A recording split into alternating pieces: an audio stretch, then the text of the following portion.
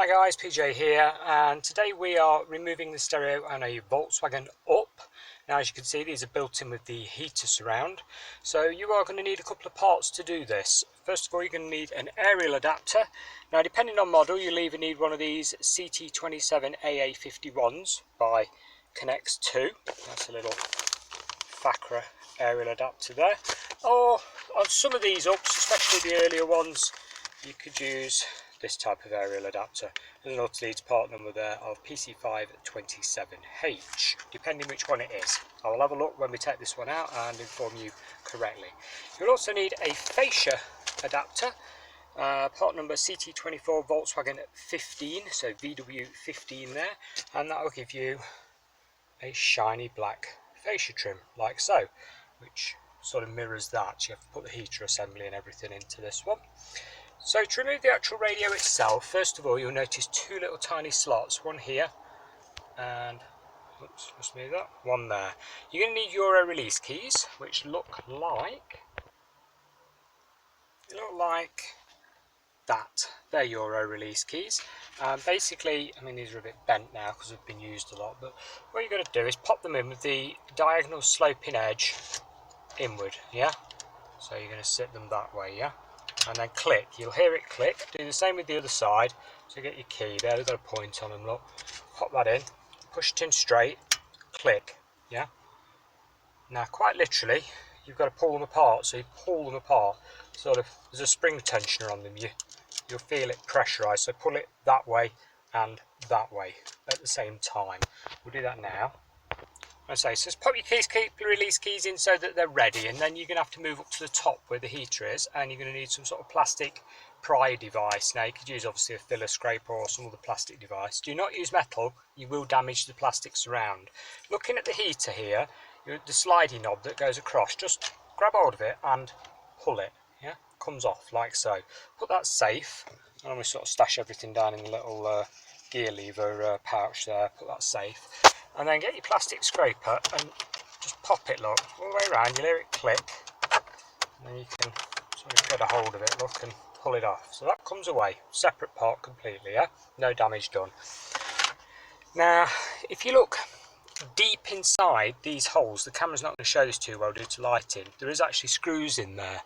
And you've got to remove 1, 2, where are we, sorry, 3, 4, there we go. You've got to remove those 4 screws. So that's the next bit to do. I'm just going to remove 3 now and we'll skip to the last one.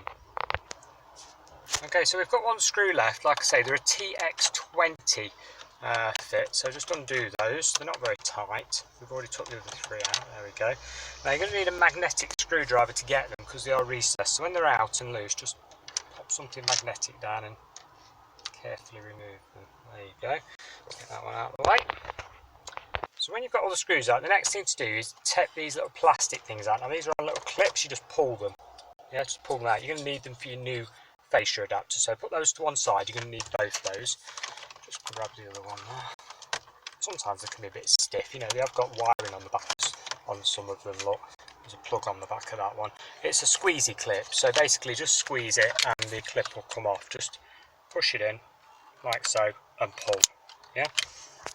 Okay, so when you've removed it, you've got your little plug thing off. Yeah, that was the one that was in there, look. And like I say, just squeeze that tab in to pull it off. The next thing to do is sort of get your thumb on the inside of the plastic with your release keys in. Yeah, you've clicked them in already, and pull it each side. You get a clunk. Normally, there we go. Sometimes it'll click and crunch because there is some clips. And then you can pull it all the way forward, leaving your heater in, look. Pull it down. Now you want to put some cardboard or something under it because look, you've got metal touching plastic there and it will damage it. So I'm just going to pop something under that now. Right, so we've just put a padded bag underneath it, yeah, anything just to stop it scratching it. Your next thing to do is detach your FACRA aerial adapter. So by that, there's a pin underneath, yeah. Squeeze the pin, there's like a little lug, just squeeze it and pull, yeah, comes off, look. There you go, you got a little spring clip, look, just push that in and pull it out. Now aerial adapter for this one, obviously we are going to need the first aerial adapter I showed you. So in other words, this one is not the correct one. Do not use that one, use the other one that I have. And you've got a quad lock power adapter, okay? You undo these by squeezing the tab at the bottom and lifting the arm like so. It's like a lever, look, and then pull out and you're away. Okay, you're then free to detach your stereo and remove it. So I'll go ahead now and put the new cables, click them in and everything, and show you how to do that. You need a wiring harness adapter. You know, you're going to need one of those. Look, this plugs onto the original wiring here, like I say, like the original radio, so it's got this little flip connection, you just lock it on. Now the one I'm using here is actually for a BMW Mini, PC275-4 by Autoleads, but you are going to need to take power from the fuse box of the car, from the switched ignition.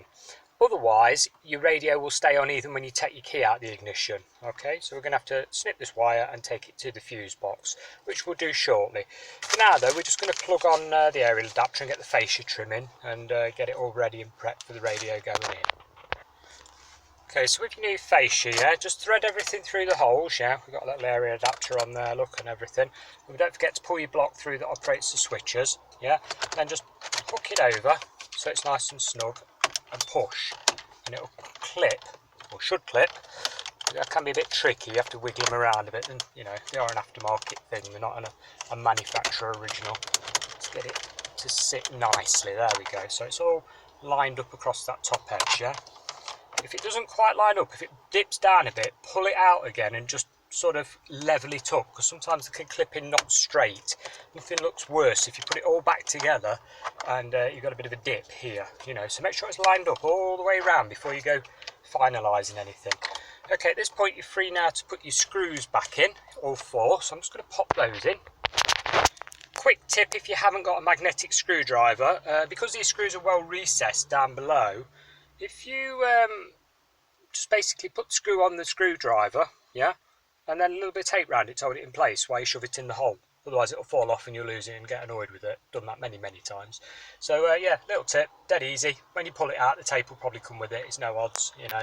So if otherwise, use a magnetic screwdriver, TX20, yeah. Okay, so with all four screws in, we're now at the point where we've clicked our little power connector back on, and we're going to shove that back in the hole. When I say shove it back in, they are a bit tricky, these. There we go, in it goes. And the same for the plastic dummy one on the other side. Yours may well have switches this side. It depends on what model of Volkswagen up you've got. You know, this one being the more basic one has blanking plates on it, etc. Right, now you can look at getting your plastic trim back on. So that goes over, oops daisy, there we go, over there. You'll be a lot easier than I am with this. Like I say, I have to learn to do everything one-handed doing these videos. I really should invest in a camera that I don't have to hold. But hey-ho. There we go. So that's all clipped in. Again, make sure your lines are all correct where it goes round, yeah? And don't forget your heater slide button. This one here, look. Yeah? That one. So, your heater slide button, all you've got to do is shove it on. There we go. Job's a good one. Now it does actually go on both ways, but it doesn't fit snugly home, so you've got to have it click like that. If it doesn't click, like the first way I just put that on, it wasn't the right way round, yeah? It's got to click. If it doesn't click, it's not on the right way, yeah? So that's that. That's done. Your heater's reassembled, your switches are reconnected. Now you're just looking at your stereo and powering your stereo from the fuse box if you want your stereo to go on and off with the car's ignition. So in other words, if you're not bothered, if you can remember to turn your stereo off fully when you leave the car, or take the front off the stereo, fair enough, you can leave the wiring as is and just plug everything in. However, if you leave that stereo on overnight, you will come down to a flat battery, so I highly recommend you follow what I'm going to do next, which is wire this to the fuse box, and I'll show you that now.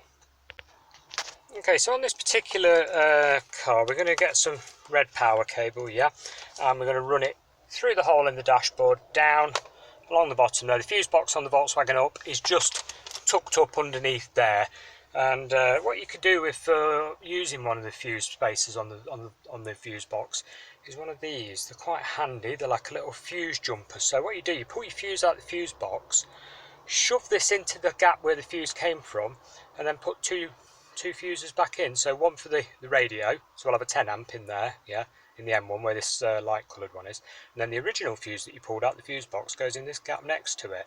Yeah, so you've not had to chop any wires or anything, it just doubles it up. And then off the end of this you run your red power wire that you've you've dangled down through the dashboard, yeah? So that's how to connect it. I'll show it you connected in a minute, see what I'm on about, because before I do that I've just got to fit a microphone on this particular radio.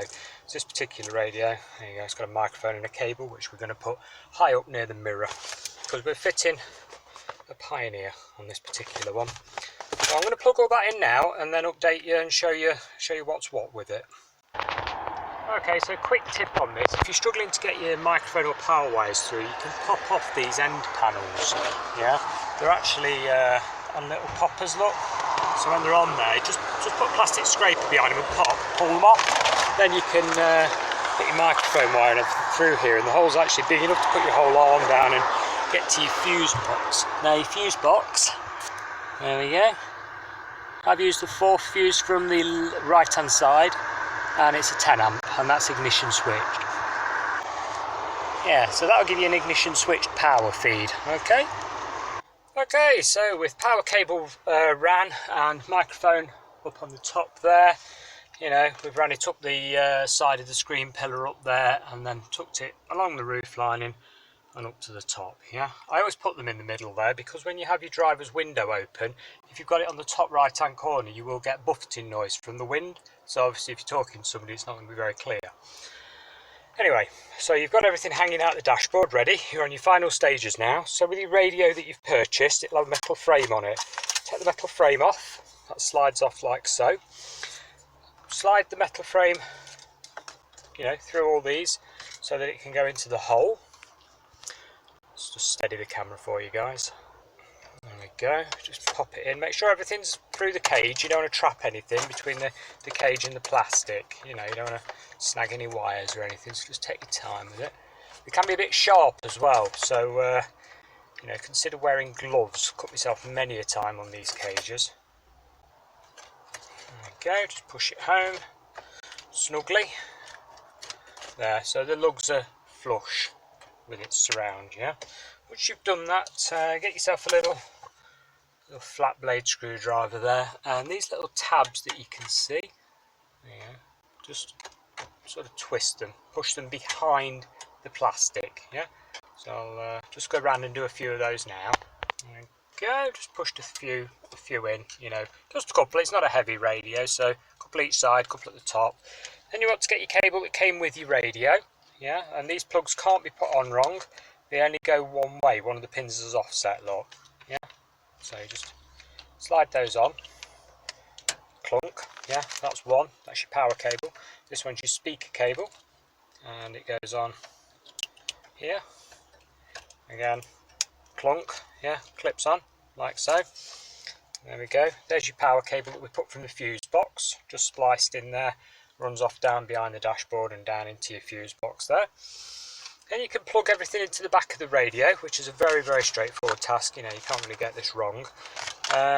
Quick tip, make sure your radio's the right way round. I've seen loads of people fit these upside down and then have to take them out again. So aerial in, yeah, pop that one in, snug home. And you've got your little microphone there, pop him in. There's a bag over the gear lever, that's to stop your gear lever getting scratched. You might want to do that. These tops scratch very easily, so just think about that. There you go. Little connector there, goes in there. Click, you'll hear it click. You're then ready to tuck all this back into the dashboard. So I'm just going to quickly do that. Okay, so we've shoved it in, you know, not all the way there. Don't click it all the way home until you've tried it, you know, powered it up and give it a go. So we're just going to switch the ignition on now. Let's just lean over here and get that on. So ignition going on. There we go. And we should power up. There we go. Powering up nicely, look. I've set the time and everything on it, obviously. But, yeah, easy enough. Looks Holidays, good. and we go through a whole 24 hours of exfoliating and fake tanning and all the rest of it along with it. Just turn the ignition off again before you click it in. And John says, my win Wednesday is I'm out Power to off in a raise money sec. for the Delayed action on ambulance these. service. And doing good things makes me feel good. Keep those coming in, 65588, smoothradio.com. No one else in the East Midlands delivers more new Motability Can cars take a than few Sandvik. seconds for it to just That's power down to our down. award-winning team of experts in every showroom and huge range of cars. There we go. It's just switched itself off. Like I say, sometimes some of these circuits got a bit of a delay on them, but it does go off with the ignition. Completely dead now. Fully off. Key is out. Put key back in, it'll come back on again.